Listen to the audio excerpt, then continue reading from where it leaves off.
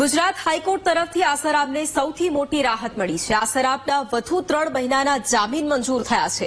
હાઈકોર્ટે 3 મહિનાના medical ground પર જામીન મંજૂર કર્યા છે। આસારામની અરજી પર એએસ સુપેહિયાની બેન્ચે સુનાવણી કરી અને સુપ્રીમ કોર્ટના આદેશ બાદ હાઈકોર્ટમાં અરજી કરવામાં આવી હતી। જો કે આ સૌથી રાહતના સમાચાર આસારામ માટે, કારણ કે ગુજરાત હાઈકોર્ટ તરફથી મોટી રાહત આપવામાં આવી છે। અને આ જ મુદ્દે સંવાદદાતા પાર્થ ફોન લાઈન પર છે। પાર્થ, ગુજરાત હાઈકોર્ટ તરફથી આસારામને સૌથી મોટી રાહત મળી છે, વધુ 3 મહિનાના જામીન મંજૂર થયા છે, શું વધુ અપડેટ?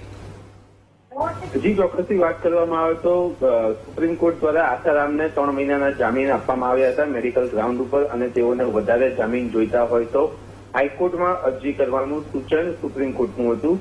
31 માર્ચ 2025ના રોજ 3 મહિનાના જામીન તેઓના પૂર્ણ થતા હતા, ત્યારે આજે સવારે ગુજરાત હાઈકોર્ટમાં આ અંગેની સુનાવણી યોજાઈ હતી। મહત્વની વાત કરવામાં આવે તો વહેલી સવારની વાત કરવામાં આવે તો વહેલી સવારે જજ ઇલેશ વોરા 3 મહિનાના જામીન આપવા માટેના સમર્થનમાં હતા, જ્યારે જજ સંદીપ ભટ્ટ વિરોધમાં હતા।